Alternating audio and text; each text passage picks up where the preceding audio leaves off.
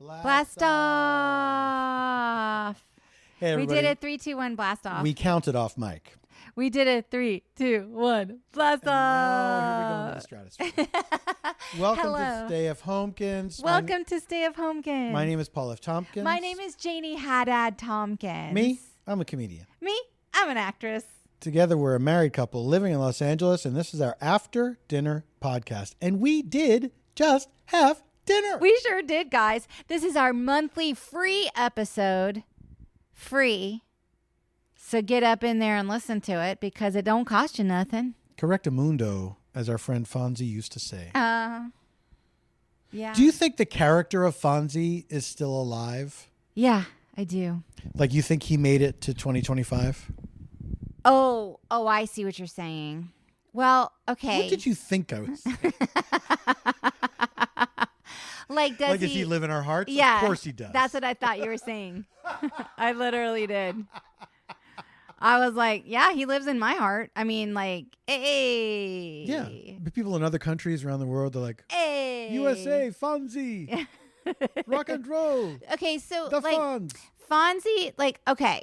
So that was what, like 1950 something? It was the 50s into the 60s, the TV show. So, okay, but like they were supposed to be like high schoolers at the beginning. Yes. And Fonzie lived above. And he seemed... In heaven with our Lord.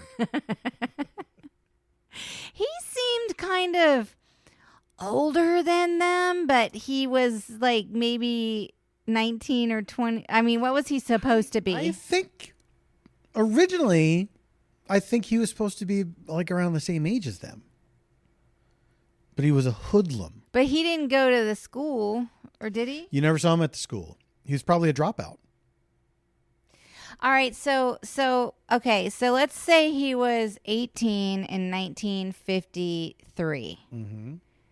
Or wait, let's do 1955 because that's better math for us. Because it's 2025. True. So if he was 18 in 1955, Mm-hmm. so that's 20 years ago, and then 50, so that's 70 years ago.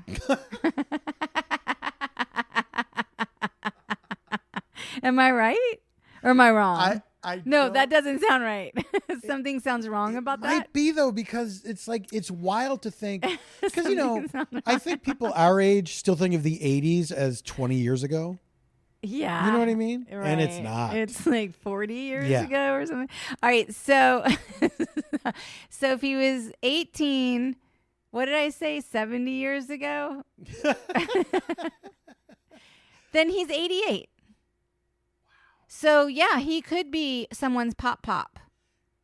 He's someone's pop. Oh, he's a lot of people's pop because he stuck his dick in a lot of girls. That's true. That They was don't talk his about part that. of his mythology. They don't talk about that on the show. How much? But he probably has a bunch of illegitimate children. Because they didn't have the pill in 1953. That didn't come until 1965 or something. Is that when it was invented? 68, 7 or Really? 8. Yeah. Oh, wow. Late 60s. You know, girls had to like throw themselves down the stairs. Yeah. But they had like rubbers. They did have rubbers. But do you think Fonzie used rubbers? Yeah, I do. You do? Because I don't think Fonzie wanted a kid.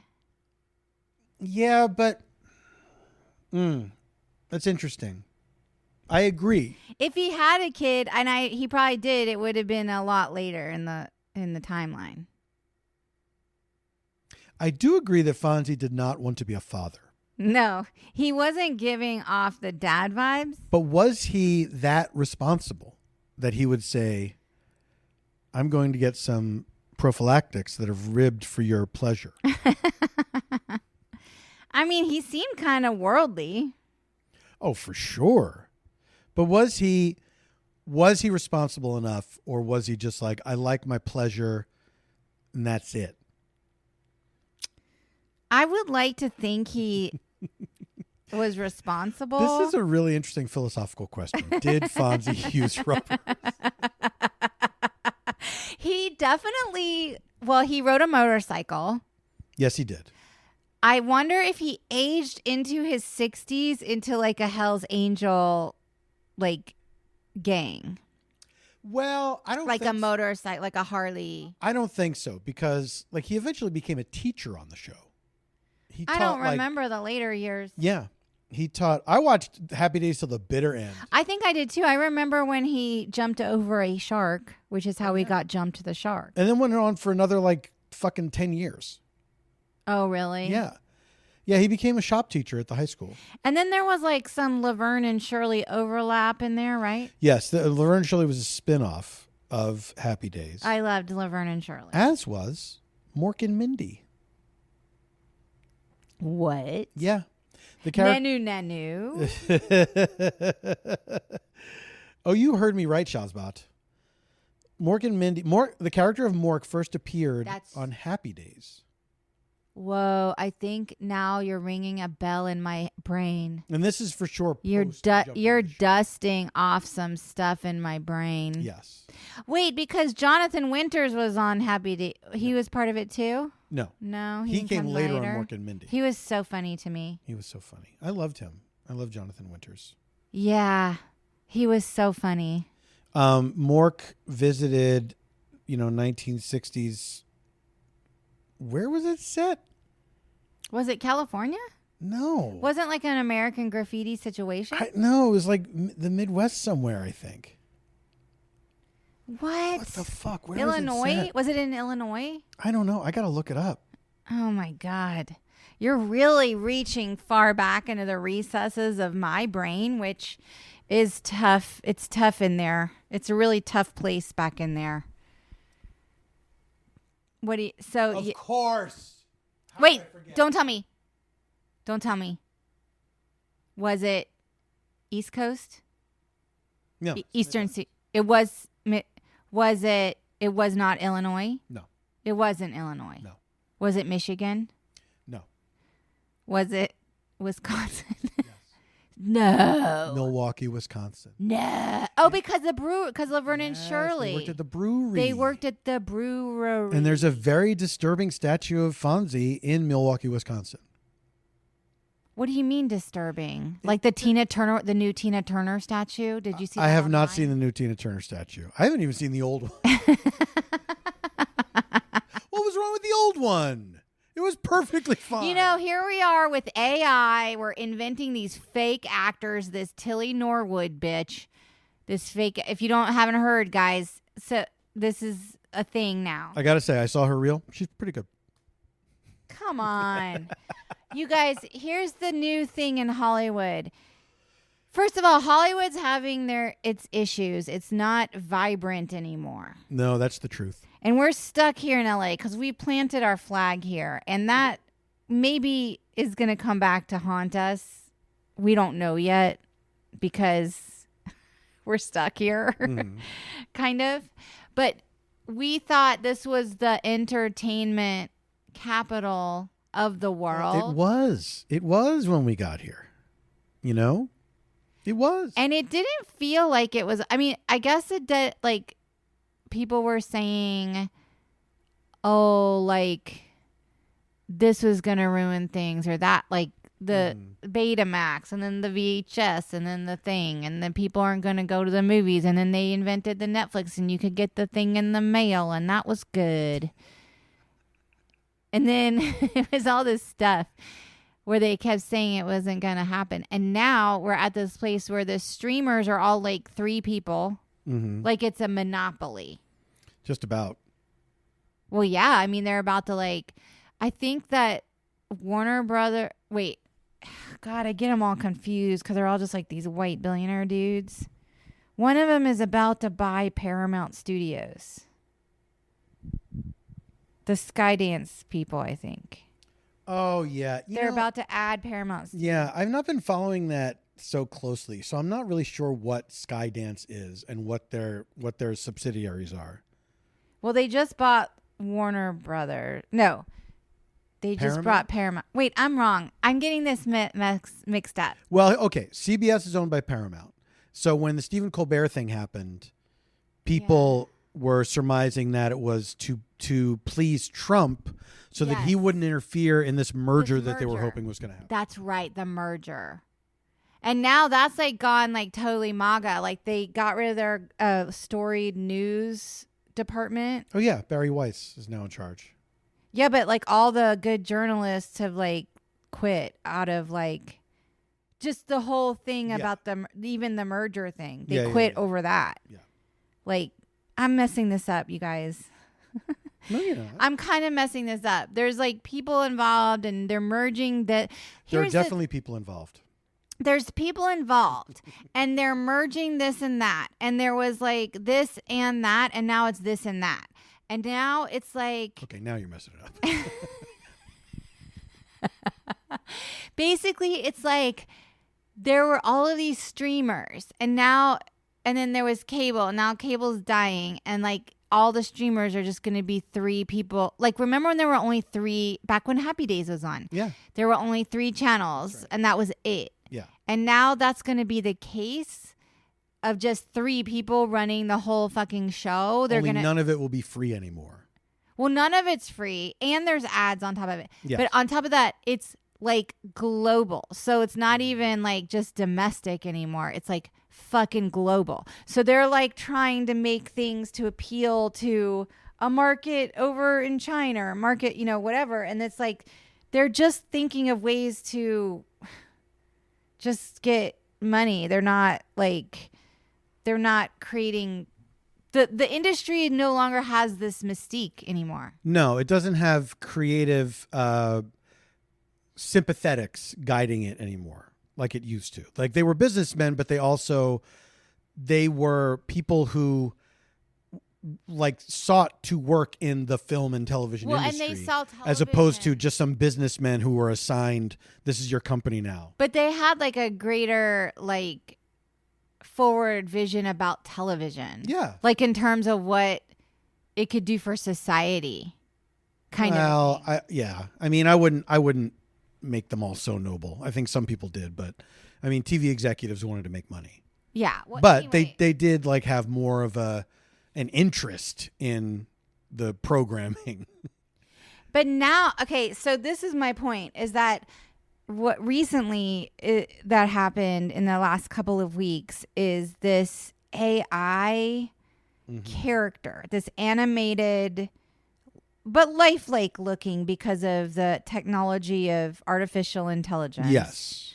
This whatever, like this animated character that looks photorealistic is this actress that has been created that's supposedly the greatest actress in the world because you can just program her to be. Right, because and like you don't have to pay her. She doesn't show up late. She never complains. She doesn't say I won't show my boobs because you just push a button and she shows her boobs. That's right. And this actress animated creation is named Tilly Norwood.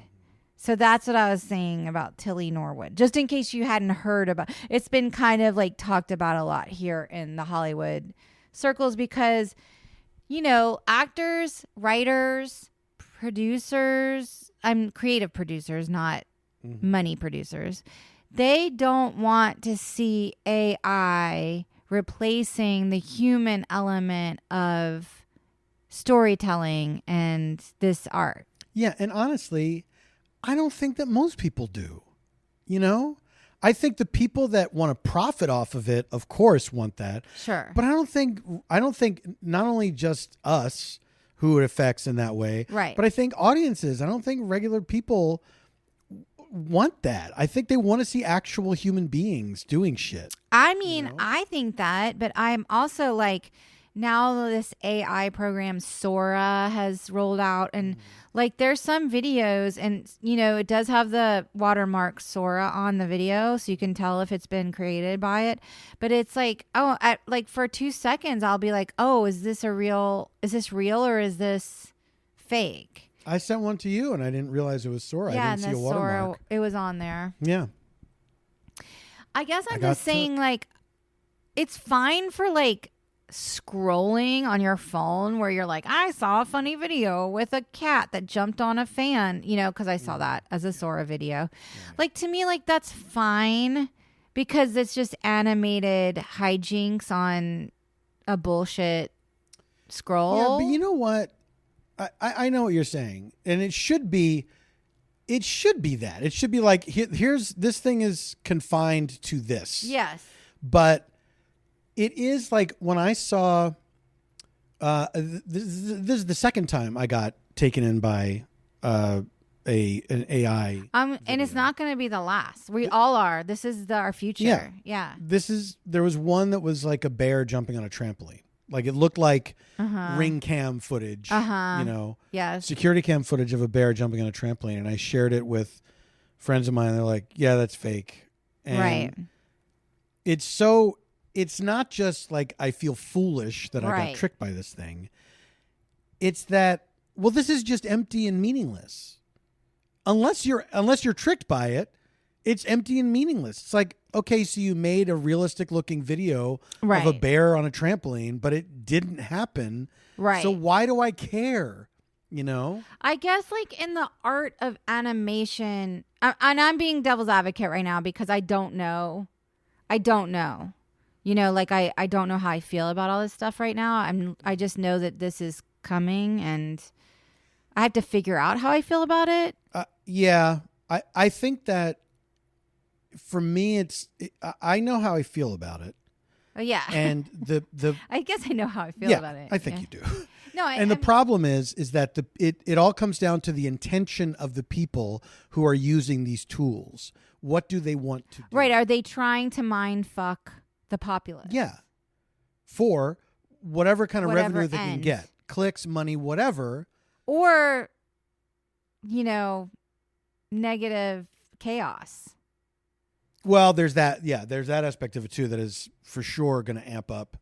But so like that bear video, that's just a thing that's just created for social media. It's a what, a 10-second video or something, and it's just designed to, I guess, get clicks, and that's it. You know. But then people make whatever money you get from people make money off of clicks apparently. Yeah, and you know, because you look at, sometimes you see this a lot on Instagram, where somebody just takes somebody else's video and they slap a different caption on it. They put like words over top of it, whatever. And you've seen now this same video 6 times from different accounts. Yes. Slightly modified each time. Sometimes they flip it. They flip the horizontal orientation. And it's really, it's not just irritating. It's creepy because the intent behind it is truly not to entertain people or to advance storytelling or whatever. It is just like the shittiest short grab. Because the social media construct has created this economy that doesn't, like, where the like trashiest, most junkiest part of the economy kind of wins. And as opposed to the like more substantive kind of humanoid kind of connection, I guess. We all just want a humanoid connection. Yeah, I just, you know, it's all about, yeah. Anyway, the whole Tilly Norwood thing is really stupid, in my opinion. Yes. Although I guess Betty Gilpin wrote a very funny open letter to Tilly Norwood. Oh, really? Or not funny, but like kind of poignant, actually. That was pretty bold, and I recommend reading it. I didn't get to finish it before we started recording, but I was like intrigued by it. I think she's an interesting artist. Where'd she write this?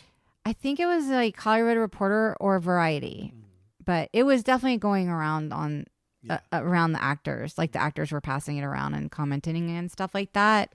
Because a lot of actors are just like, they've just like, the whole industry of acting has become so weirdly, I don't have the vocabulary for it, but it's no longer feeling particularly energized. Like nothing feels energized. Like it feels completely like, here, turn in this audition. 100 people are going to be taping it. If you get yours in half an hour after the call, you might actually make it to the portal. And we're not going to audition you. You have to do it all on yourself and blah, blah, blah, blah. And I say this as someone who still wants auditions and like to be doing stuff. And, when I get an audition, I take it seriously and I try to, bring something to it. But it's like, even sometimes now, like I think I had an audition kind of recently and I felt like the sides were very mid. And I'm like, are they using AI for some of these for some of this?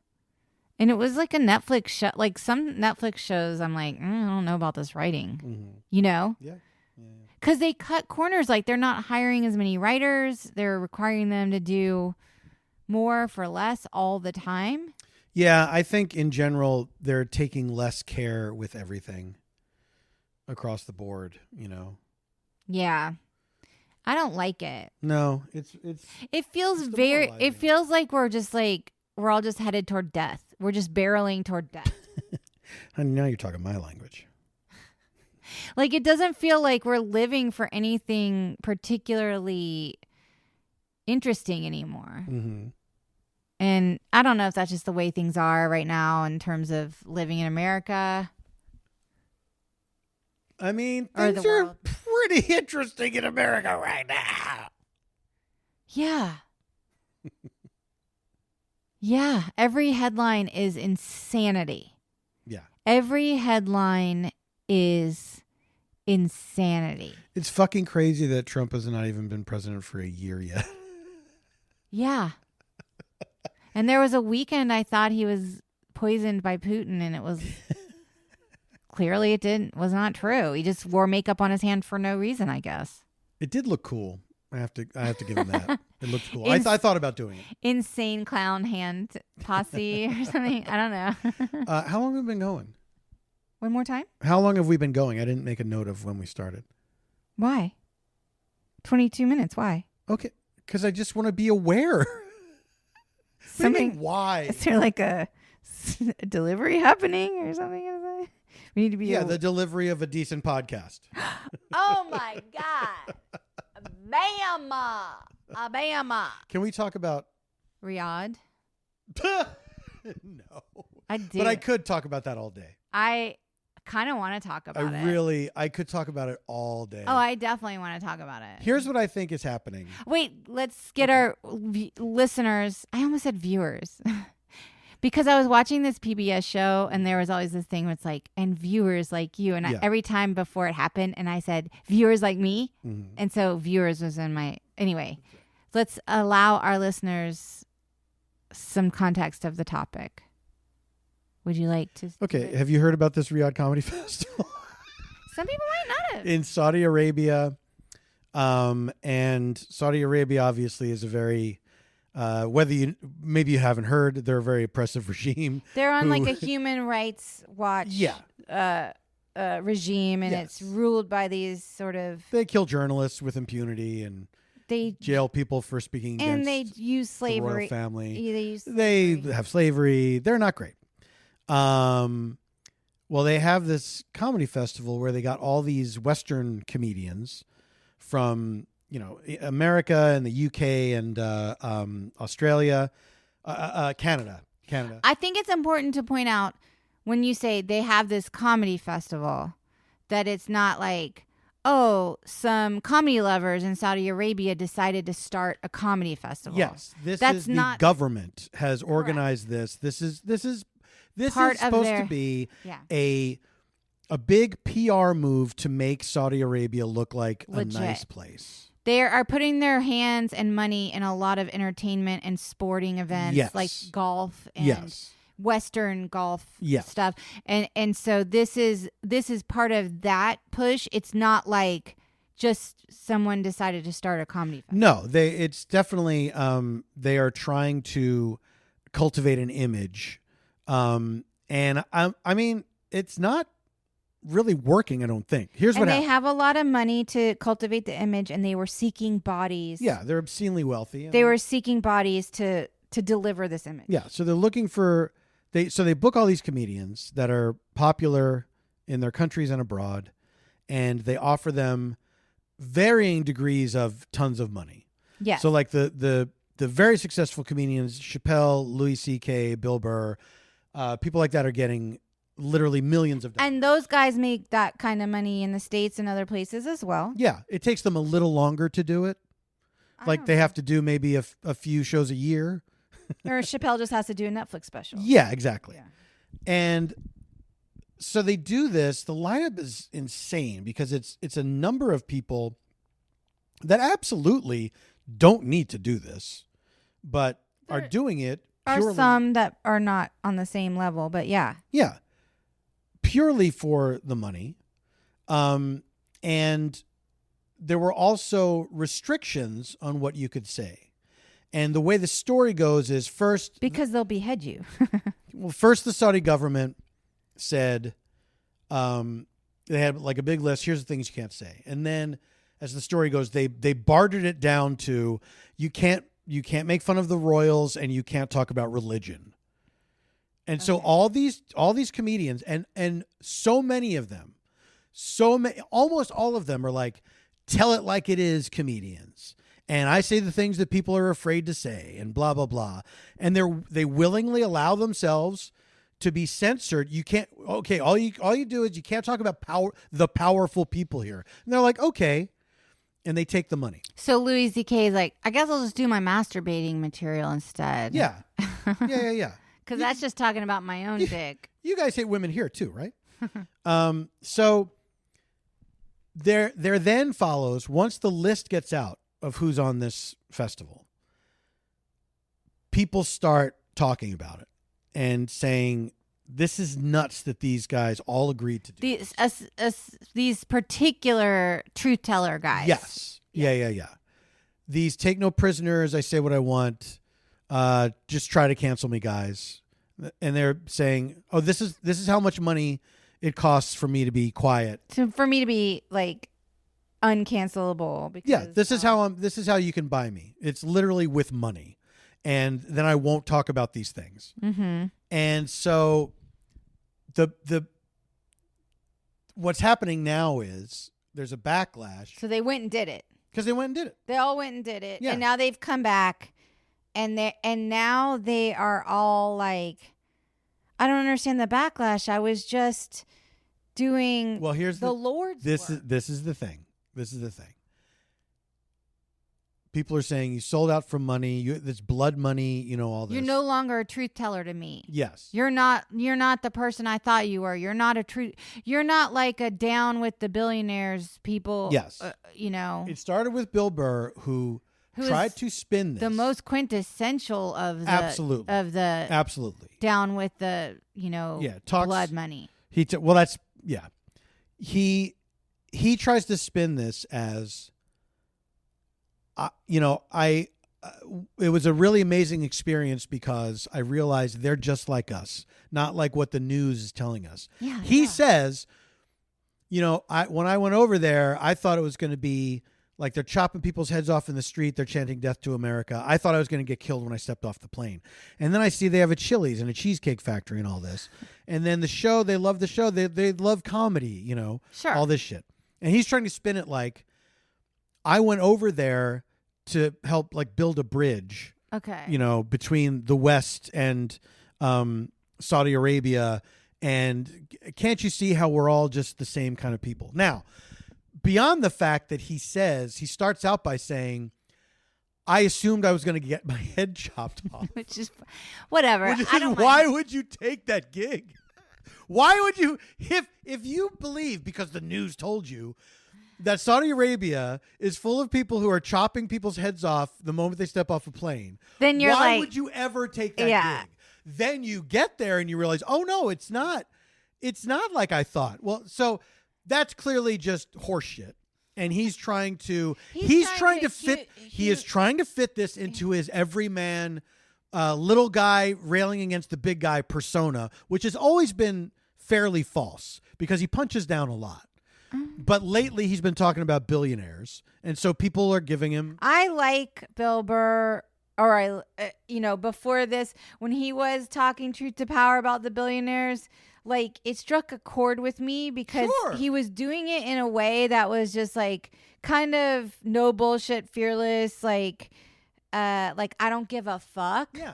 And that made me feel, when I watched his comedy or his commentary about that made me feel that way. Yeah. That made me feel like, yeah, I think that too, but I don't I'm not crass about it like that. And it made me feel kind of like empowered watching it. And so I feel kind of bummed out that this, like, the emperor has no clothes. Well, yeah, because the billionaires thing also is one of the few times where he's not just contrarian, because that's a big, big part of his appeal, is that he just says the opposite of what, somebody likes it. He says, no, this is why it's bad.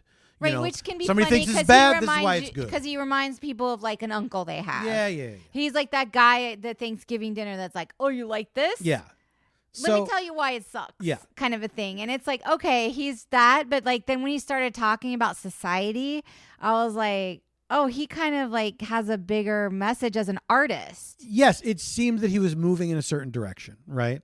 That he's expanding what his field of vision is in terms of his comedy. Yes. So yes. Nobody's buying that, right? Nobody buys, oh, you're there to help people out. Oh, this Saudi Arabia. They bought his billionaire thing, and then he goes and comes back and then says all this other stuff. Then just the other day, he goes on, he's a surprise guest on Conan O'Brien Needs a Friend. They're doing a live episode. And he goes out there, and now he's really mad because people are criticizing him. Because they're not giving him they're like, they're not buying his story. He thought that he said the thing about the chilies. He thought he could fucking get away. They all thought, I can get away with this. Him of all people Who's could gonna never. care? Him of all. Because who's going to notice? This isn't news that I'm going over there. Nobody's going to know I went to Saudi Arabia. Yeah. Now everybody knows. And so he goes out on Conan's show, and he starts ranting about the people that are criticizing him. He's saying it's all bots. He's saying that he's saying, you are the one who thought that Saudi Arabia was all chopping people's heads off, and you don't see that it's regular people. And I'm performing for the regular people. And of course, that's bullshit too, because he's not performing for the regular people. He's performing for the royals, rich people, the royals, as well as the royals. But the people in the audience are not like just Joe Schmo of Saudi Arabia. You know what I mean? Right. So that's disingenuous. He's now putting the perspective he made up from before on the audience. It's no longer his perspective. Yeah. He went over there in the first place to help out these poor people in this oppressed regime. Here's what bothers me about the whole thing too, because obviously being a fan of like Bill Burr's truth-telling this one stuff. Thing that he did. But it was more, this one bit. But it was more than a bit. He went on like I saw clips of him in several situations, like speaking from the hip in a way that made me think that was his morality. Sure. And it was the kind of thing where I think resonated more based on like the year that we've had, since Trump was elected and all these crazy things are happening and people are getting disappeared on the street by these ICE thugs and everything. Like, it was kind of like he was building this sort of thing at a time when it felt even more pressing and urgent to speak out against this shit. Yeah, but honey, I gotta say, for him to get to that point this late and for such a brief amount of time and then go do this. But that's what I'm saying. That's why I feel like... But you're giving him too much credit even in retrospect. I don't think so. Well, I do. Because I have other friends that are smart about comedy that also feel just as betrayed. Yeah, but they're not me, honey. No, know, but I'm saying, I mean, even on our on. even on our chat threads. I know, but even on our chat threads, honey, I'm just saying, like, you know, I felt like, here's what I think. With these truth-telling guys going out there and doing this for money or whatever, I don't think, the reason I think they're blindsided by the backlash is because they really, truly, 100% have a blind spot on what the fuck is really going on in America right now. And the blind spot has to do with their own narcissism. They can't see past, like, their own experience. Like, you know, these guys, some of them, like the whatever, Chappelle or CK, being all kind of like, oh, you can't say anything anymore. I was canceled. And yet then they're selling out Madison Square Garden or whatever. Yeah. Like, I think that is such a huge shield to, like, living in America, living in this moment that we are in. They don't fucking get it. Well, here's why. You get to a level of success where you are no longer, yes, you have no one in your life, yes, who's challenging you in any way. Yes. They're all saying, you did it again, boss. You're great. Everything you do is great. But here's the problem. And when they hear criticism, it's the little people. Now, all of a sudden, all these people that started out as like scrappy stand-ups, it's fucking hard to get into stand-up. Yes. It's hard. It's and admirable, kind of. Like, I love it. Like, you got to really take your fucking lumps. Yes. It's hard to get good at stand-up. It takes a long time. And these guys have now been called geniuses, all of them, for so long. You know, the really successful guys, that they're convinced of it. They have no doubt that what they're doing is fine all of the time. And so when somebody does criticize them, it is the worst, most shocking thing that can happen to them. They can't believe it. Like, Bill Burr is outraged that people are calling him on this. Another thing I want to say is disappointing to me, because he could just say, you know what? This seems I'm listening. This fucking, I fucked up. You know? Yeah, but he doesn't have it in him. He was never that guy, honey. That's what I'm trying to say. He was never that guy. But he was never tested for that. This is the first big test of that, in my opinion. But it's not, though. Because in stand-up, you're challenged all the fucking time. All the time. Until you get to a certain level. Then you're not challenged anymore. And so this is like people saying, it's not about whether this was funny or not. We're judging you as a human being. That's like what happened with Chappelle.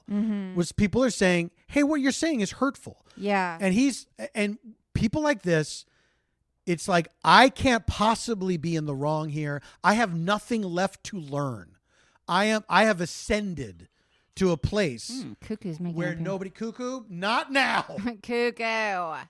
Where you can't tell me anything. Then you have people like Aziz Ansari, who is going on Jimmy Kimmel and he's also saying, like, I went there because of my aunt lived in Saudi Arabia and I grew up Muslim and all this shit. I know. That's not why he did it. He went there for the money. These guys all have to spin this now. And I bet that there's also a contractual element to it where they cannot, after the fact, then say, yeah, you know what? I wish I hadn't done that. You know, I'll give this money back. Like Aziz tried to donate the money to the Human Rights Watch. Yeah. And they were like, no, thank you. I mean, the Aziz thing to me was less offensive in a way, only because he's never been the kind of comedian who spoke truth to power. It's less ironic, but it's no less offensive. It doesn't matter. Yeah. Wayne Brady went. That fucking sucks. Wayne Brady's just a goofball. You know what I mean? I know. And then he goes over there. He's like, so good. But always seemed like a decent guy. You know what I mean? And then it's like, how do you square this? But I also do, like, here's the thing. I would forgive, like, if Wayne Brady came out and said, like, hey, I never really paid attention. I didn't know that this was such a big thing. Like, I did go, like I have a family and I have to pay for this and that. And so I was just thinking about my career. And now that I'm seeing all of this reaction, I hear this, like I get it. And wow, that was scary that I went over there. Thank God I don't talk truth to power. Yeah. The most noble thing you could do in this instance is plead sincere ignorance. Well, that's what I think there are. Can I be honest? I actually think some of the lineup can plead sincere ignorance. I don't think so. I do. I think some people are just out to lunch. Who? Well, like I've never heard Wayne Brady be particularly political.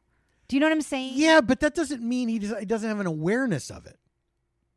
Just because he doesn't do that in his comedy, I don't think means that he doesn't realize that Saudi Arabia is not a great place. And before we go to the break, I want to say this. Yeah, because it's time for the break.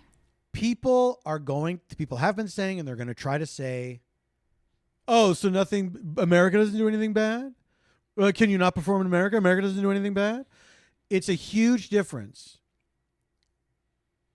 Living in a country and performing in it that does do terrible things, and being asked directly by the people who do the terrible things. They say, we're going to give you money to do this, and you do it. Well, like that makes you that's what makes you complicit. Well, like Dolly Parton doesn't go perform at the Trump rallies or whatever. You know what I'm saying? Like she stays out of that. Yeah. But on the other hand, she might be on a television show that's owned by some billionaire. Like, we're all like sort of beholden to these weird powers all the time. Yeah. That's our fucking society is fucked. Of course. It's a huge difference between appearing on a TV show that is owned by Fox, right? That is ultimately owned by Rupert Murdoch, and Rupert Murdoch saying, come to my birthday party and perform for me. I was just going to say that I think that,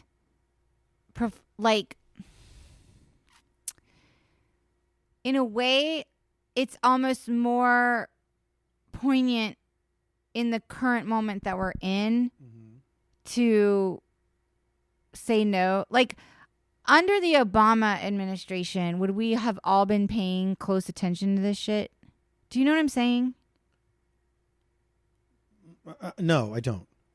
That because America has become ruled by authoritarianism and has had a fascist takeover of all branches of government, I feel like that it's more imperative to be aware of your,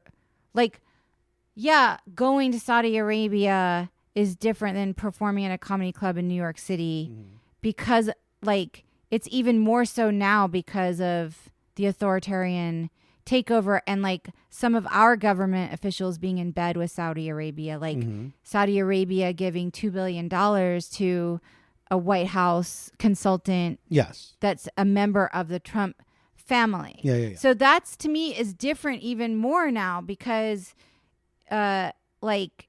to make the whole well, you do stuff in America, but not it's well, because we're in America. To me, it's saying because we're in America, it's 2025 and everything that's happening right now is happening. It's even more so you're going to be scrutinized. Yeah. Does that make sense? Yeah, it does. I was just confused about the Obama thing. Well, when Obama was in office, we were not in the middle of an authoritarian takeover where Middle Eastern countries were buying people in the White House. No, that's true. But okay. So I feel like there's a different type of awareness, activism, actions that happen in 2025. So if you're going to use that whole well, you do comedy at a New York City comedy club and it's on an Indian burial ground or what, whatever the fuck, then it's yeah, okay, fine. But this is a different, this is the context of the now. Yeah. Yeah. And then Pete Davidson went there and his dad was killed by 9/11. Yeah. And he was just like, yeah. 9/11, not by. They offered me a bunch of money, so I took it. The end. I mean, that's not. On that's the one disgusting. hand, there's something very honest about him. It's disgusting, but it's honest. You know. The last thing I want to say.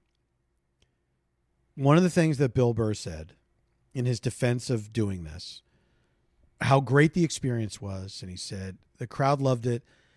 He said the Royals loved it. That's all you need to know. If the Royals loved it, you didn't do your job. You're phony. You're full of shit. And no one should ever listen to you again. No one should ever take what you say to heart because you clearly don't believe anything. If you are saying the Royals loved it, then you're complicit in this censorship. You are complicit in all of this because you are playing their game and that makes you worthless. Yeah. All right. And he's someone that would, if he had not been invited, here's the crazy thing about the Bill Burr of it all. Because there's the other comedians, like who got invited, who didn't, who got an offer, who didn't. Had Bill Burr not been offered a job to go to Riyadh to play and headline that festival, yeah, I'm curious what he would say. What he would say about it? Correct. Right. Oh, because is he going to remain silent while the entire comedy world is speaking about this? He would when David Cross wrote a thing. He would do a new version of his fucking Beyonce bit from 2010 about how she took blood money. But I'm saying it's wild to me to think that he could be that person on the one side of the coin and then be this other person on the other side of the coin. It's because he clearly doesn't have any real beliefs. Or his beliefs are informed by how he woke up that day. They're warped. They've been perverted by, I don't know, fame. Success, wealth and success and yes. fame. Yeah. We have to take a break. We'll be right back. And we're back. And I just got an offer for the Riyadh Comedy Festival. I can't believe this. No. And it's a lot of money. I have to go. Oh, no. You're such a truth to power person. Not anymore. Please don't. I just had like an allergy attack. So I went to blow my nose. Mm-hmm. And I heard once that you're not supposed to, you know how like sometimes when you're stuffy on one side of your nose or the other, and you blow like one side or the other? Yeah. I heard once that you're not supposed to blow your nose like that. Like you're supposed to blow both. The whole nostrils at the same time? Yeah, but that's got to be bullshit, right? Who said that? I don't remember. But it stayed with me forever. What is the danger? Do you remember that? Oh, I don't know.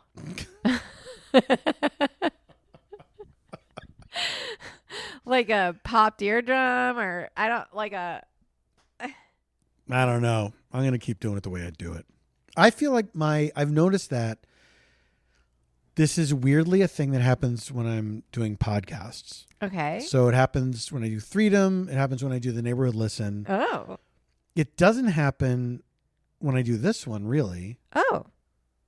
That's good to know. But I also think that, and I wonder if this is the difference. This is a more relaxed environment. Sure. It's just the two of us. We're literally just doing conversation. I'm not engaged in the same way as I am to look for joke opportunities or whatever. But here's what happens. My nose is runny afterwards. I've noticed your nose has been runny lately. Yeah. And I keep asking you, are you getting sick? Are you getting sick? No. It's been months now since I noticed it. So wait, you're saying it's a thing that happens in podcasts. Yeah. I think but it's not this podcast. No. What? And I don't know if because we record this at night. I don't know if it's because it's a more relaxed kind of environment. I don't know. But I have noticed that I always have to blow my nose after doing those podcasts. But you guys record Neighborhood Listen sometimes in this very same seats that we're in right now. So that's relaxed. Well, I didn't mean necessarily the literal environment. Okay. I meant like the milieu. The vibes. Yes. You're saying the vibes. Yes. Huh. And I don't know if it's related to somehow talking for a long time. I don't know.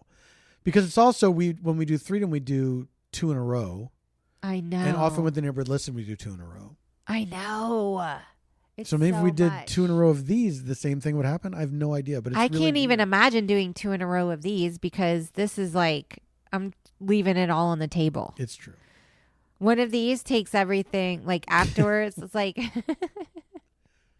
like a Olympic athlete has to be like rubbed down with ice. Speaking of athletes, the poor Phillies.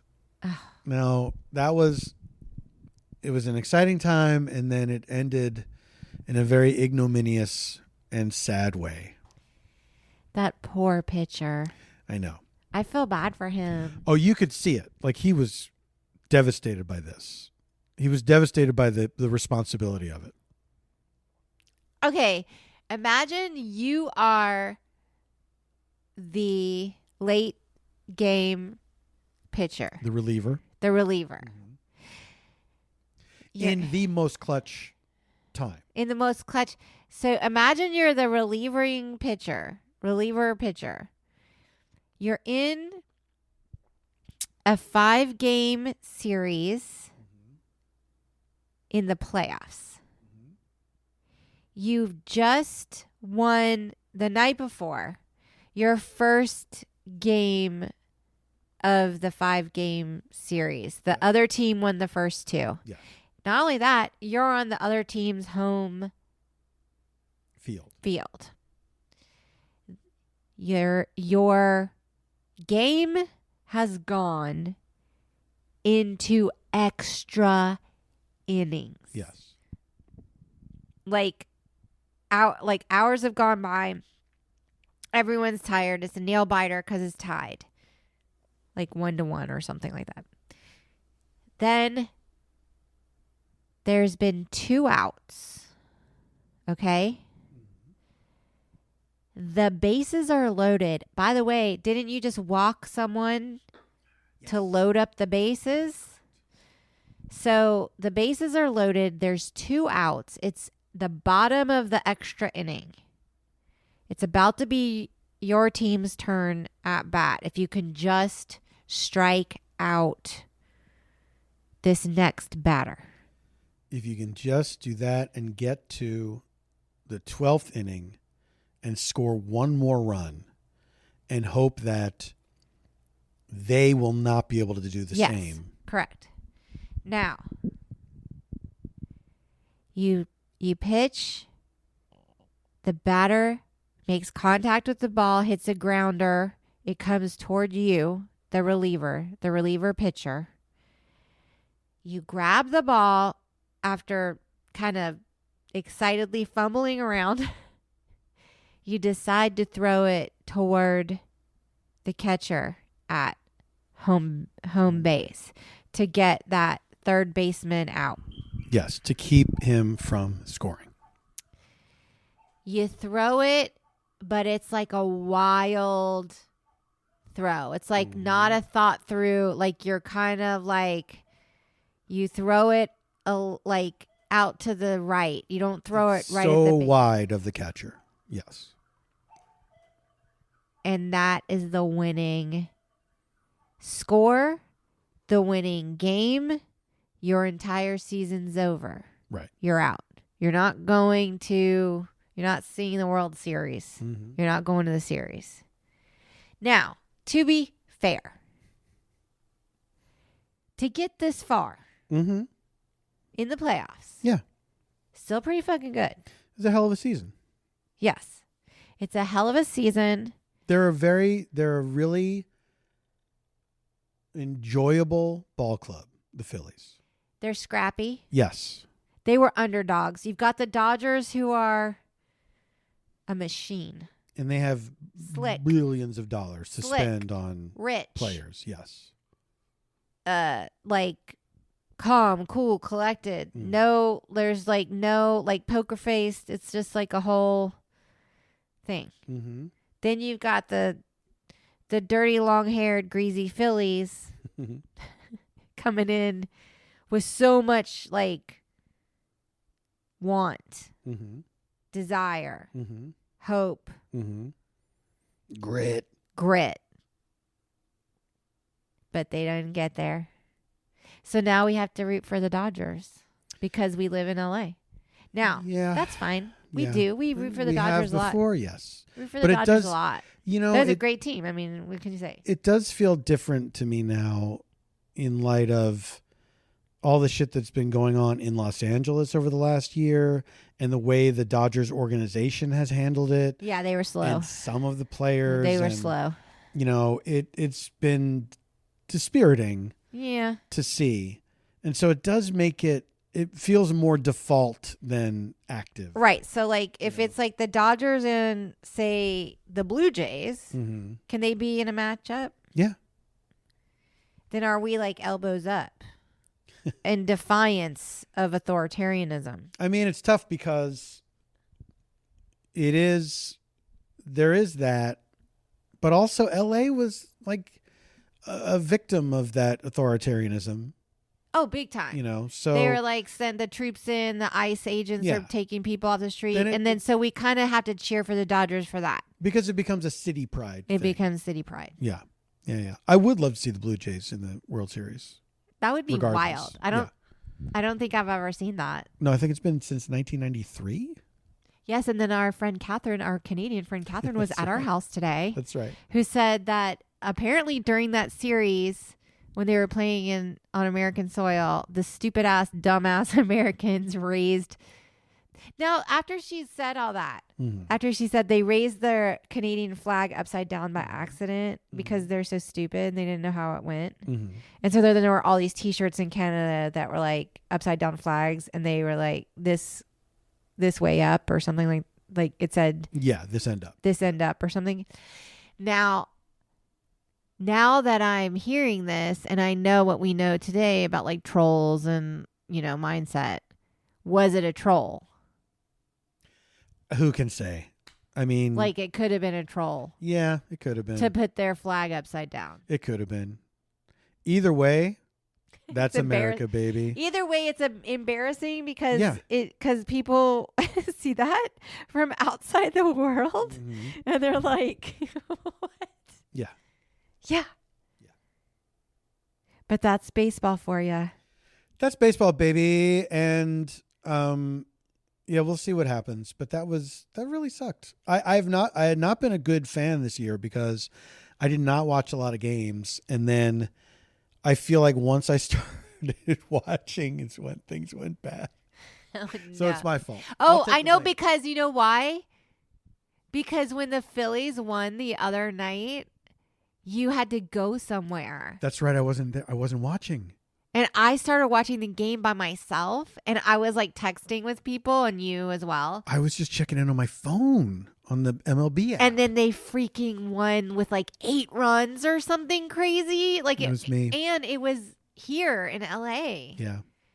It was me, everybody. I'm the Jonah. I'm the Phillies. But Jonah. I like the late season. I'm sorry. I just like it's so exciting. The playoffs are so good. It's very like exciting. So fun. Yeah.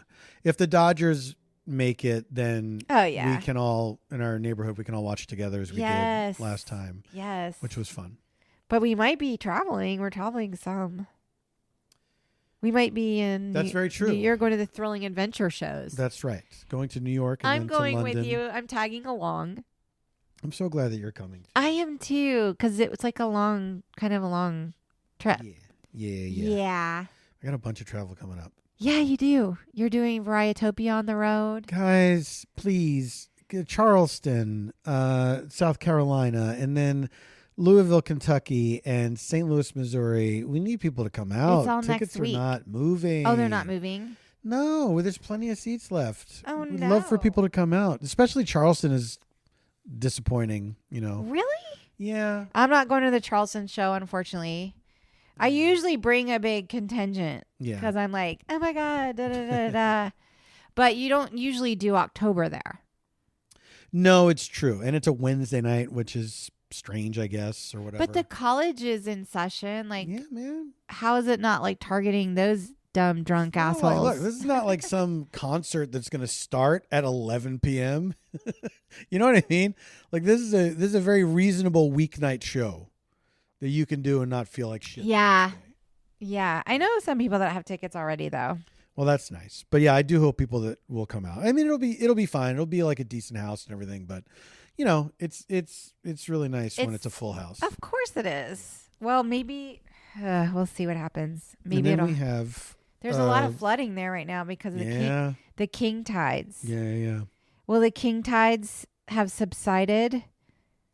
Will the king tides have subsided? Your show's on Wednesday, right? Yeah. It's coming up on Wednesday. It's fucking crazy. I gotta get my shit together. You have to pack. So you many have to things pack. to do. I'll help you. I know. Okay, wait. You guys, this is crazy. So like, because Paul travels all the time and we're traveling together at the end of the month. And you have to sometimes carry your merch in a suitcase. Yeah. So I was like, I learned about this gadget. I love gadgets. I learned about this gadget on like, I'm on the Travel and Leisure newsletter or whatever. Or maybe it was like Wirecard. I don't know. I bought you this little, and it was like kind of cheap. It was like an $8, $9 purchase. I bought you this gadget that is a luggage scale. Mm-hmm. And it's like a little tiny handle sized thing that has, I guess, like watch batteries or whatever in them, like AirTag batteries or something. And you strap it onto the handle of your luggage and you hold it up off the floor, and it tells you if your suitcase is oversized, and they're going to charge you money. So then you can move your stuff around. And it tells you the weight, right? Yeah, if it's over the weight. It doesn't like just say, like, it's not like a word that comes out like you have to pay. Put it this way. If you're allowed 50 pounds before they charge you extra heavy fee, it'll say, oh, your bag's 53 pounds. Yeah. So then you take out some, you rearrange, like the heavy stuff now goes in your carry-on, So it comes in the mail. I'm so excited. I start to I turn it on a couple times, and then I go to weigh one of your suitcases, and it had shut off, and it has never turned back on again. It's clearly, and we don't know if it's a battery issue or if this thing we have to try to change the battery. Yeah. But it's supposed to say low battery before it. Everything should. And it had this little tab that I pulled out that was supposed to activate the battery. So if it's a fresh battery, why is it died? Well, I mean, let me tell you, I did go to the website and register for the warranty and rate the people and say, this thing crapped out. What am I doing wrong? But no one has. I mean, it was like a $7 or $8 thing, but I'm so sick of everything sucking. Yeah. That I just felt but also it was so I was so impressed that there was a gadget for this. Yeah, I know. Why are they not selling that at the airport? You know what? They probably are. No, I bet they are. But why are they why not be where where the baggage check people are, and have a stand so that you're not weighing your bag when you get to the front of the fucking line, and then you have to go to the side and rearrange. Why is there not somewhere? Why isn't there a precursor weigh station? Yeah, why isn't there a scale you can use before you get up there, and then you have to kneel down on the floor, and then people behind you? Oh, it's humiliating. It's humiliating. And then you have to take your underwear out to grab the heavy makeup bag or whatever this underneath. I guess for them it's do that at home, man. Do that at home. Yeah, but it's how are you supposed to weigh your bag? Because we always try to stick it on the scale, and it's it's a disaster. But you're half holding it on the scale, so you don't get the accurate. Yeah, and also you can't see it because the luggage blocks. That's what I'm saying. It's not a good. It's not a method. It's not a good method. But I was so excited I found this gadget, and I was like, got it to you. And then it crapped out 5 seconds. And then, So anyway, I did want to give an update on the trees. Oh, yes. Proud tree mom. Oh, but I'm a tree mom, bitch. Yeah, all the way. I am a tree mom. Tree mom problems. Only tree moms will understand. So, in the interim, if you've listened to the past 2 episodes, then you understand that I'm a tree mom. And that we planted these Palo Verde trees in our backyard, and they're like real skinny and they blew over. They weren't staked properly because the YouTube video I watched was, I don't know how many hours I've spent trying to figure out how to care for trees. And I still have to call for professional help. Mm-hmm. Then you know the Palo Verde tree fell over. Yes, it famously did. And then you know that the 2 non-fruiting purple plum trees in the parkway of our house, which is the area between the sidewalk and the street. Is that a berm? It's the parkway. It's called the parkway. What's a berm? You know, I don't. I gotta look it up. I don't know. Sick berm. Sick berm, dude. All right. So I had these dead trees, and I had the nursery trying to, oh my God, the amount they wanted to charge me to remove the dead trees, to stake the trees. Then this other place. Because the city was like, yeah, that's your problem. Yes, because they were unpermitted. I found out they were unpermitted. The previous owners had planted these trees unpermitted. Everything is permitted except those trees. Because apparently, guys, the parkway is kind of like not, it's like the city owns it. Yeah. So when you're planting a tree there, you're kind of like, you know, messing with their destroying their property. What is it? What's a berm?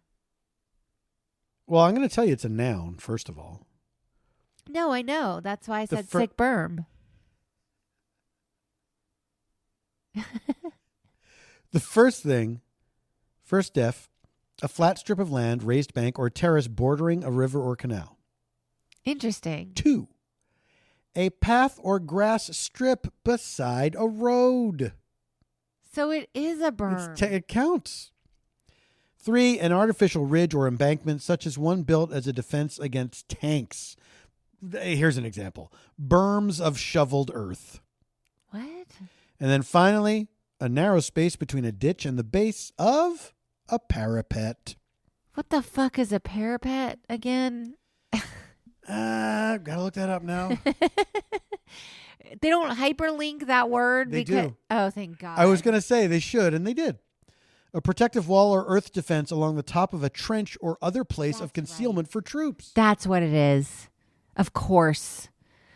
Of course it is. The origin is maybe from late 16th century, from French, or from Italian. Parapetto. Or parapet. Chest-high wall. Or what? Pret-a-porter? Parapet. Pet-a-pay? Chick-a-pay? Parapet, chick-a-pay. Tay in the wind? Tay in the... Oh, my God. Remember Tay in the Wind? Do you guys remember Tay in the Wind? Where's my Nell Hive? Rise up. So people don't know what we're talking about. I can't remember if I've seen that movie or just seen clips of it. I think I saw it in a theater. Because it was in... There's a movie called Nell, and it stars Jodie Foster and Liam Neeson. And the premise is there's like a woman who was raised by trees, right? Yeah, she's like out in the middle of nowhere in some cabin. And she's all alone. Like a wild white woman. Yeah. She's like a wild... Now, you know what? We should do a watch along to Nell. Maybe we should. Because I haven't seen that movie since... I forgot it existed. Yeah. But she has her own language because she was raised by nobody. And they try to like teach her like it. I think they were going. I don't like a Pygmalion. I was thinking like a Helen Keller thing. Mm-hmm. And he tries to teach her "Tree in the Wind," and she's like, "Tay in the wind, Tay in the wind. All I remember is Chickapay and Tay in the wind. Chickapay. Wait, what was Chickapay? I don't remember what Chickapay signified. It was a classic Nell phrase. Chickapay. Chickapay. Chickapay, Tay in the wind. Wait, why? All right, I'm going to make a note of that. Why? No, watch along. God, Canopy has to have that one. Don't you think Canopy has Nell? Siri, does Canopy have Nell? Oh my God. Okay. Did she win an award? No, she won for Silence of the Lambs. Yes. And she won again, right? For Nell? No, I don't think anybody won anything for Nell. I could be wrong. I need to investigate the how and why of Nell. Yeah. Oh, wait. Should they? You think Tilly Norwood could do that shit? Oh my! They should reboot so many movies with Tilly Norwood. Tilly Norwood as Nell. Chickapay. Tay in the wind. Tay in the wind. There should be a Nell musical. That would be incredible. Actually, there would, like, a Nell musical actually would not be a bad idea. Yeah, why not? To be honest. Nobody remembers it. People think it's brand new. They will think it's brand new. And you know what? You don't have, like, the book writes itself. It's just like sounds. Yeah. You know, it's like you don't even need words. You just, but you feed it into the. Oh my God. That is so. Wait, Tilly Norwood. In a remote woodland cabin, a small town doctor discovers Nell, a beautiful young hermit woman with many secrets. What are her secrets? She doesn't know how to talk. That ain't secret. As soon as you hear her say it becomes very apparent. As soon as you hear her say Chickapay, you're like, bitch, what does that mean? Wow, we could buy it for $10. What? It's not streaming anywhere? No, it's only for rent. We have to go to Vidiots and ask if they have Nell. We should rent out Vidiots and screen Nell for select people. You can't. There's a small screening room. Yeah. That's like affordable, supposedly. Maybe we should hold a contest for our 10 fans. Wait, a live watch? A live? Yeah. Do you all want to join us? All 10 of you? You've all won. If you can make your own way to Los Angeles, put yourself up. Wait a minute. This seems horrifying for people. You think? You don't think anybody's interested? But including the prize. Including the prize. Although Vidiots is like, I love Vidiots. I know. I still haven't been. I love it. Tell people what Vidiots is. We may have talked about it before on this show. Well, okay. Apparently Vidiots has been around for a while, but it was in a different, like, it was on the west side, and it was this video store that had like everything and kind of a presence. I'm going to mess this up. Good for you. Chickapay. Hey, you know what? I'm going to mess this up. I'm going to mess it up. It's like, but then they renovated this space in Eagle Rock, which is on the east side, eastern part of Los Angeles. And it does have a rock that looks like an eagle. Yes, Eagle Rock does have a rock that looks like an eagle. Yeah, I forget that sometimes. Off the two. Yeah. Okay. So in Eagle Rock, they renovated this space. I want to say like 5 years ago, or no, maybe like 3 or 4 years ago. It opened up. And it's this wonderful movie theater with a little bar and concessions in the lobby. And attached to this movie theater where they screen movies like every night and have like programming, because it's a nonprofit, and they, you know, is a video rental store, which is true to its like original DNA. But now not like VHS, right? I don't think so. I think you're right. I think Blu-rays it's and like, shit? I think so, yeah. And on that side of the property, there's also a miniature screening room Mm-hmm. for different types of programming and like renting out. I've seen a movie in that space as well. Yeah, somebody that you know had a birthday celebration there. Yes, and screened their favorite movie, and it was awesome. Mm-hmm. So, but yeah, I've been to. That does sound like a fun thing to do. Yeah, You know what I because mean? the Like a the movie movie that- was not announced until we got there. Yeah, but like a movie that you really love and you invite people to watch it with you, I think is a nice thing. Yes, and it was a movie I had not seen. It was a Japanese anime movie, and it was really beautiful. Mm-hmm. So that was kind of neat. Mm-hmm. But yeah, we could screen Nell.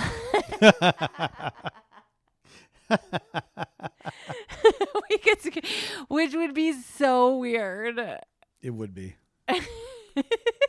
How does it like? Is it what they have, or can you bring your own movie? I guess Well, you that's the could. thing. If she rented it out to screen this Japanese anime movie that she loved, Mm-hmm. so I wonder if they chase it down for you Yeah, because they have like connections and they're a nonprofit, Yeah. or if you have to provide. Because I mean, the way things are now, I've been to things like that where it's literally just a DVD. You know what I mean? Right. You don't have to find the print of the film. Right. It's all digitized or digital. Yes. Intriguing. Yeah, and I saw another movie there kind of recently as well, and there was like a panel afterwards. It's just I love video. It's like I think it's a great. And the Duplass brothers are involved, right? I believe it is their like. Is it theirs? Or they sponsored it, or they helmed it somehow? I feel like they got it going or something. Yeah, or Yeah. they helped bring it to light, bring Yeah. it to fruition. Yeah, yeah. But it was always this place apparently that existed on the west side. Mm-hmm. And this is its new iteration or Right. newer I think that's right. Do you know that we've been together long enough that we've actually browsed a video store together? Yes. Our early dating life, we'd have to pick a movie at the video store. Yeah, and it was fun. Like at that place where Tail Waggers is now. Yeah, it's now a pet grooming What was the place. name of that video store? God damn, I don't remember. Night Bright Lights or Bright Night. Bright light. What was it called? And we'd go there and we'd run into people we knew. Yeah. And That was a fun experience, video stores. We could go to Video. We could get a membership at Vidiot's and rent movies there now. We could. Maybe we should. Maybe Yeah. we should. How else are we going to see Nell? You You have to buy it for $10.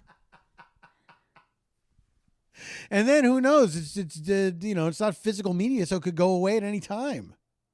I know you think that, Well, because they kind of do that, but They there, take you think shit there's like away. no one on eBay selling Nell right now Well, that's what I'm saying. on is that Blu-ray? Don't buy the his Nell. I have to look up his Nell's on Blu-ray. That would truly mean everything is.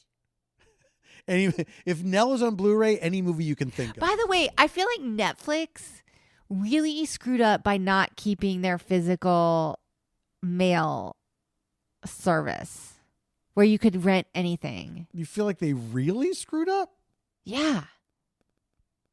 Yeah, why did they not hang on to that? I guess they saw which way the wind was blowing, man. Yeah, but guess what? The pendulum always swings. There's going to be a whole generation. Just swings, period. It fucking swings like back and forth and back and forth. That's what they do, baby. And there's going to be like Gen Z kids that are like, I love physical media. There is a Nell Blu-ray. Stop it. How much is it on eBay? It's an import from Is it Spain. $75 on eBay? Please don't buy it. No, don't worry. Don't worry. Please don't buy that one. Okay, the only ones that took me right to Amazon. There's a Spanish import that's $31. Only one left in stock. What? And then the other one is Playback Region 2, so it will only play What? in like what? I guess the UK or something. Japan, Europe, South Africa, Egypt, and the Middle East. Okay. And it's currently unavailable. So those comedians could have watched it over there in Saudi Arabia. Man, I hope they watch Nell. On Blu-ray? I hope that Gabriel Iglesias and Jamoan were watching. I hope that Louis C.K. popped in that Nell Blu-ray. In his Guys want to watch Nell? Yeah, you can watch Nell here on Blu-ray. So I'll watch Nell. My treat. Who is that? That's Bill Burr. Oh, that was Bill Burr. They got fucking Nell on Blu-ray. They're just like us. Maybe I thought better. you were being Louis C.K. and I was like, that's how he talks? No, I can't. I don't have a Louis C.K. impression. Okay. He doesn't have a very impressionable voice. No, though, you know James Austin Johnson, the guy who does Trump on SNL? Yes. Among other things. He's That very guy's funny. a great impressionist. Yes, he does a really good Louis C.K. I He would does all say- kinds of creeps. I would say Louis C.K., he doesn't have like an impressionable voice, but he does have an like impressionable rhythms Yes. to the way that he delivers his Exactly. Yes. Exactly. Yes. Where he'll really like pause and then he waits for the audience to laugh and then he kind of laughs at himself a little bit and then says the next thing. Yeah. Yeah. It's like a thing. Yeah, it's great. I've When he seen gets it. off stage, look out. He was another one. He was also doing it. He was on fucking Bill Maher, like trying to make it seem like it was a goodwill trip. He was? Yeah. I think I did see something about that. Yeah. I've fallen off my I Hate Bill Maher podcast listening, but I feel like they must have tackled this Let's hope so. on that podcast. Let's hope So I got to get back over there to see what they're saying. It's your life. I got to see what the unfiltered, raw, Sure. sort of like takedowns are, you know? I don't know. Listen, we're living in a time where people need to draw some lines. Can I give you a nose update? Like yours or mine? Mine. Yes. It's not my place to give you your own nose update. Well, you're looking at it. That's true. That would be terrifying if somebody said, can I give you a nose update about your nose? I am stuffy, Now you are. but it's not the same as what I was describing before. Before, it's just like my nose is running. This is from the wine. Oh, yeah. Do you know what I mean? We're This drinking is wine, sulfates. guys. We're having our weekend water, Yes. which I haven't had in a while. Mm-hmm. Not on purpose. I just been busy. I still drink a ton. Don't worry. Just like, but then today I was like, you know what? I need some fucking weekend water because, ugh. Also, I'm like upset with myself because I'm working on a writing project and I've been really I've hit like I'm in like molasses right now, and it's been in like I thought when the summer lifted I would get back in the saddle. I only eke out like a page or two here and there, and It's tough, man. It's fucking tough. it wasn't at first. I was like buckled in. Yeah. And then I got like to like past like 110 pages and I was like, oh, I gotta. That's amazing. Well, you haven't read the draft. No, but I started writing something. I didn't even fill a whole page. Stop it. I don't believe you. It's true. Yeah, but your creative output is so much more voluminous than mine. Yeah, but it's different. It's different. Why? It's not. Well, it's different because it's like that specific creative output of I'm going to sit down and write this thing is different than the way that I work typically, which is to go out and write it on stage and then remember it and rehearse it, you know? And to sit down and write a narrative story does take much more than that, you know? It takes focus, which I don't have right now. Yeah. Because I feel like I'm wanted in so many different directions all the time. Mm-hmm. Some of that's my own porousness, sponginess, which is fine. And I live that way because it's a creative way to be. Yeah. But I need a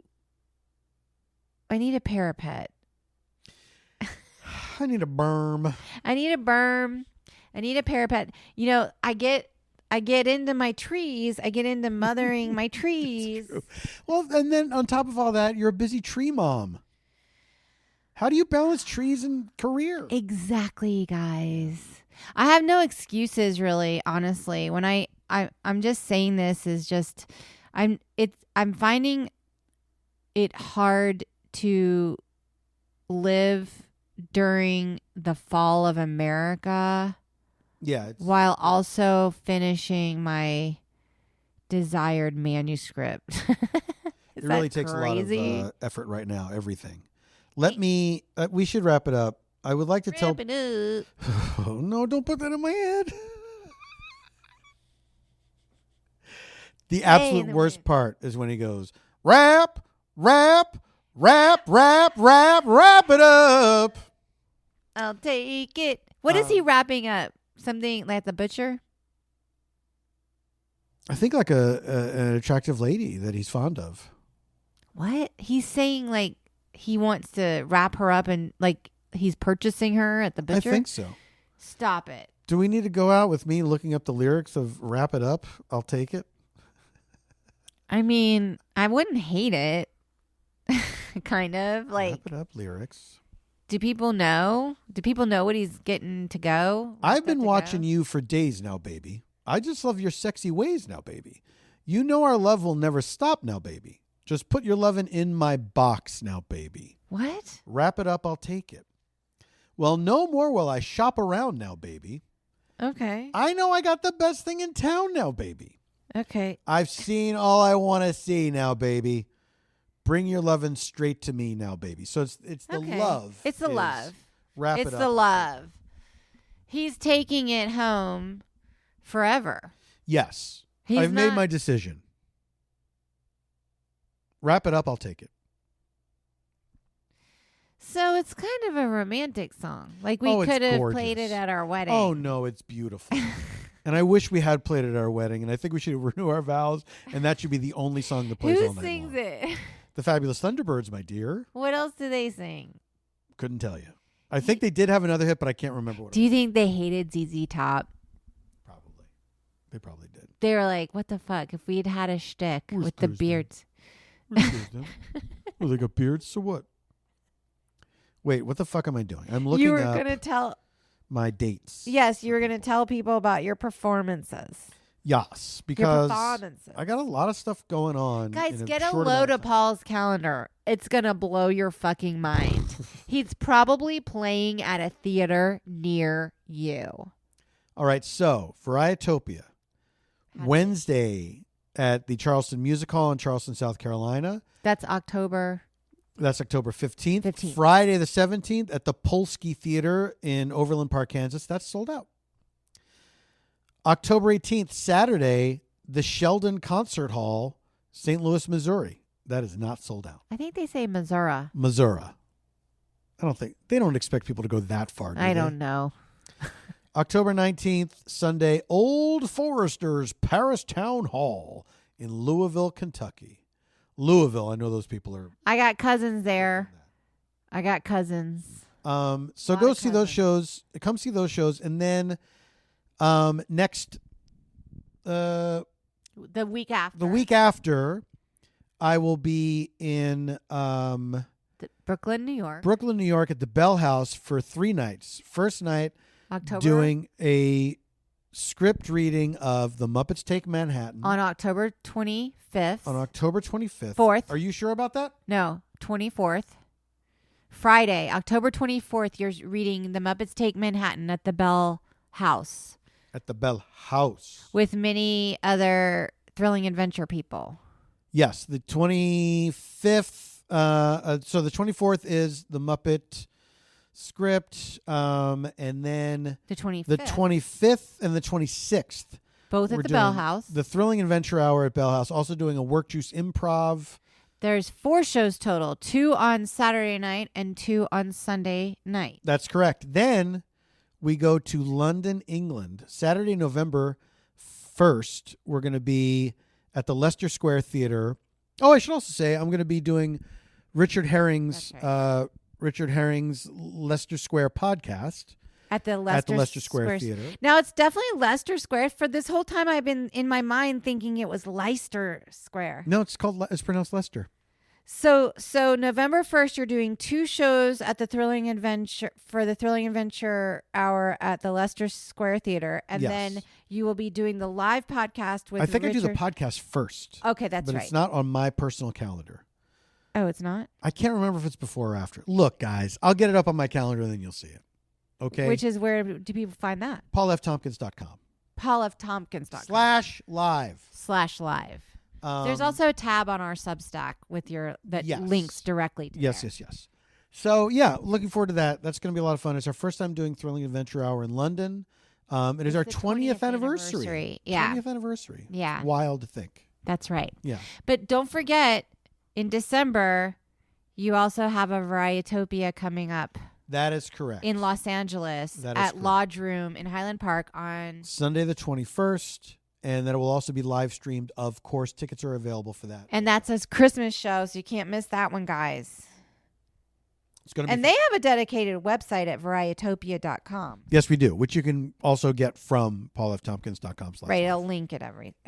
Yes. All right, well, that's exciting. So we did mention Milwaukee earlier where the Fonz lives.